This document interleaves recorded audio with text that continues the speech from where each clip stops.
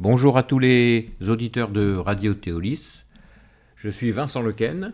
Nous sommes réunis pendant une bonne demi-heure dans l'émission Le Monde tel qu'il est, dont c'est la 38e édition aujourd'hui, depuis plus d'un an que nous dialoguons ensemble sur des problématiques de géopolitique, de social, etc., d'économie.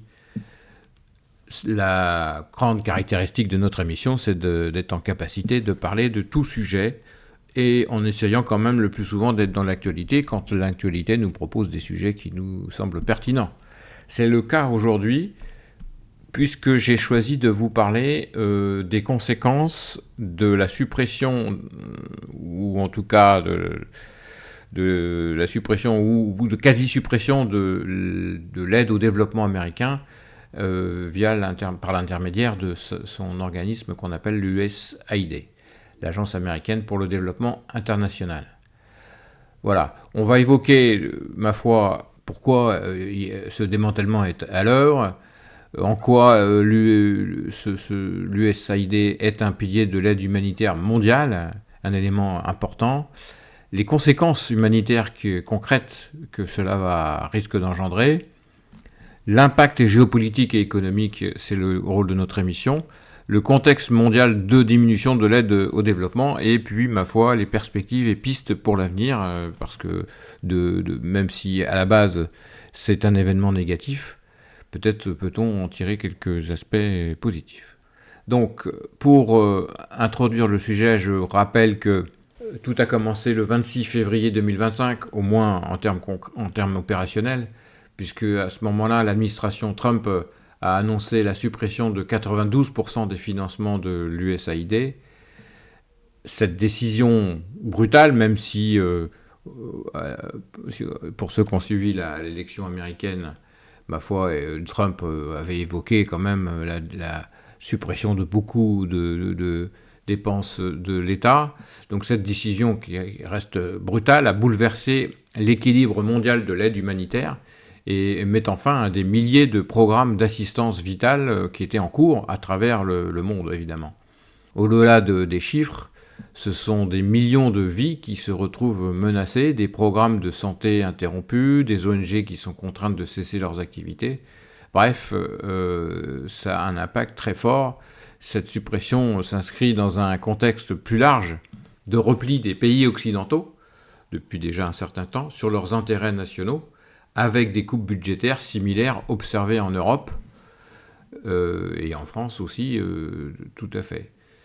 Voilà, donc on va examiner au travers du plan que je vous ai cité tout à l'heure les conséquences de cette situation qui n'est pas loin d'être catastrophique.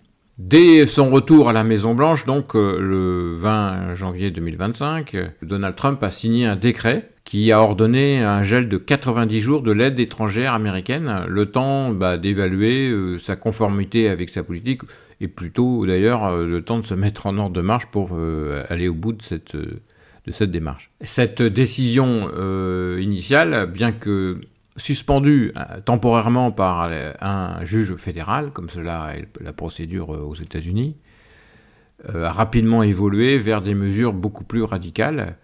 Le 26 février, donc, comme on l'a cité dans l'introduction, l'administration Trump a franchi un cap décisif en annonçant la suppression donc, de 92% des financements sur les quelques 6300 programmes qui étaient financés en cours par cette agence. Seuls environ 500 ont été maintenus, c'est extrêmement faible, c'est moins de 10%. Le secrétaire d'État américain Marco Rubio a justifié d'ailleurs cette décision en affirmant que les programmes supprimés avaient coûté des dizaines de milliards de dollars aux États-Unis et souvent nuit à leurs intérêts fondamentaux. Cette décision s'inscrit donc dans la vision America First défendue par les Trumpistes, mais également inscrit aussi dans la croisade de tout ce qu'ils considèrent comme du wokisme, ce terme étant aujourd'hui largement galvaudé et surtout incompréhensible dans son périmètre. L'administration donc Trump a notamment ciblé les programmes qui favorisaient l'avortement, le planning familial, et a promu et qui faisait la promotion de la diversité et de l'inclusion. Ça, c'est dans le chapitre wokisme. Monsieur Musk a placé à la tête du département de l'efficacité gouvernementale qu'il dirige, donc la DOGE, et il a même qualifié l'USAID d'organisation criminelle qu'il était temps de faire mourir. Voilà. Ce sont des propos de plus que brutaux, on va dire. Bien, pour comprendre donc l'ampleur de ce choc terrible, il faut quand même saisir ce que représentait cet organisme, l'USAID, dans l'architecture mondiale de l'aide au développement, qui a été créé en 1961, cet organisme sous la présidence de John Kennedy, cette agence indépendante s'étant imposée comme le plus important bailleur humanitaire de la planète, ce qui est logique, puisqu'elle appartient au pays le plus riche de la planète. Avec un budget donc annuel de 42,8 milliards de dollars, l'USAID représente à elle seule 42% de l'enveloppe humanitaire mondiale. Donc c'est extrêmement important. L'agence employait plus de 10 000 personnes, elle déployait des programmes dans environ 120 pays du monde, et elle couvrait des domaines aussi variés que la santé, l'éducation, l'agriculture, la gouvernance démocratique ou encore l'aide lors des catastrophes naturelles. Au total, ce sont près de 5800 financements de programmes qui ont été brutalement supprimés par la décision de l'administration Trump. Au total, entre l'USAID et le département d'État, les États-Unis ont supprimé d'un coup 80% de leur financement de solidarité internationale, rapporte un expert de ces sujets-là. Pour de nombreuses ONG françaises, si on rapporte donc cette onde de choc à la problématique française, cette décision a eu à l'effet véritablement de tsunami. Des dizaines de Termination Notice Awards, les avis de résiliation de financement, sont arrivés dans la nuit du 26 au 27 février dans les messageries électroniques de nombreuses organisations humanitaires. Solidarité internationale, qui dépendait de l'aide américaine pour 36% de son budget, donc c'est une ONG française, a vu s'arrêter en une seule nuit 6 de ses 8 programmes financés par les États-Unis, au Mozambique, au Niger, au Soudan du Sud, au Soudan, en Syrie et au Yémen, donc en Afrique. Au Mozambique, par exemple, une action visant à aider plus de 325 000 personnes affectées par le conflit entre l'armée et les groupes islamistes a été brutalement interrompue. Action contre la faim, une autre ONG française, dont 30% du budget provenait des fonds américains, a dû cesser 50 projets dans 20 pays.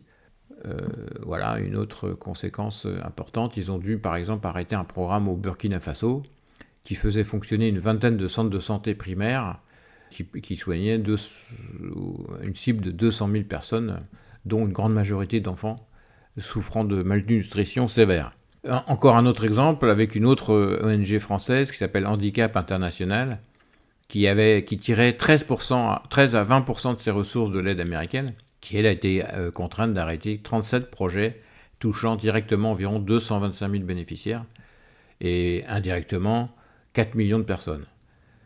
Et parmi ces projets figuraient des centres de kinésithérapie au Bangladesh, au Népal, au Vietnam, plutôt en Asie du Sud-Est donc, où l'ONG fournissait des prothèses et de la rééducation. Bon, voilà déjà quelques conséquences. Là, on parlait d'ONG françaises et au travers de quelques exemples, mais il y en a d'autres. Au-delà donc des chiffres qu'on a cités, ce sont des vies humaines qui sont directement menacées par ces coupes budgétaires. Selon l'OMS et l'UNICEF, cette décision pourrait entraîner des centaines de milliers, je cite, des centaines de milliers de décès supplémentaires d'enfants et des flambées de nouvelles épidémies. Premier domaine dans lequel qui va souffrir des conséquences de ces décisions, ma foi, la santé. Dans le domaine de la santé, les conséquences sont particulièrement alarmantes. Le programme PEPFAR, qui avait été lancé en 2003 par George Bush, le président des États-Unis, pour lutter contre le sida, avait permis de sauver 1 300 000 personnes en 20 ans. Sa suppression signifie que des patients séropositifs, par exemple au Kenya, ne recevront plus leur traitement anti-rétroviraux. L'OMS, de son côté, elle prévoit que l'assèchement des financements américains dans la lutte contre le sida pourrait annuler 20 années de progrès, entraînant plus de 10 millions de cas supplémentaires et 3 millions de décès liés au VIH. Environ 30 essais cliniques ont également été gelés, dont ceux du Brilliant Consortium, qui travaillait sur 2 vaccins expérimentaux contre le sida en Afrique. L'UNICEF, de son côté, craint par ailleurs une baisse des vaccinations contre des maladies mortelles comme la rougeole et la polio. Des études menées en Asie ou en Afrique ou en Amérique latine pour des traitements comme le choléra, la tuberculose ou le cancer du col de l'utérus ont également été interrompus. On peut parler aussi de l'aide alimentaire et des conséquences sur l'aide alimentaire. Les programmes d'aide alimentaire sont aussi drastiquement touchés. Par exemple, au Ghana, les coupes dans l'aide américaine ont créé un déficit de financement de 156 millions de dollars. Les secteurs de la santé, de l'agriculture se préparant à des pénuries de médicaments et d'engrais. Pour certains pays comme le Soudan du Sud, la Somalie ou l'Afghanistan, par exemple, l'aide américaine représentait plus de 20% de l'aide totale reçue annuellement, jusqu'à 40% dans le cas de la Somalie. Selon le Centre de développement mondial, le gel de l'aide américaine pourrait entraîner une perte de 1% du revenu national brut pour une vingtaine de pays et même 3% sur les plus dépendants de l'aide américaine. Alors maintenant, évidemment, c'est un peu le cœur de notre émission. On peut évoquer aussi l'impact géopolitique et économique de ces décisions. La suppression donc de l'USAID a également des conséquences importantes sur ces 2 plans, tant pour les pays qui bénéficient de cette aide que pour les États-Unis eux-mêmes d'ailleurs, et pour le reste du monde. L'Ukraine, par exemple, elle est sévèrement touchée par ces coupes budgétaires, elle qui est en guerre. L'USAID avait versé près de 38 milliards de dollars au pays depuis le début de la guerre. Sur ces 38 milliards, 2,4 pour l'humanitaire, 5 pour l'aide au développement et plus de 30 milliards d'aides directes au budget ukrainien.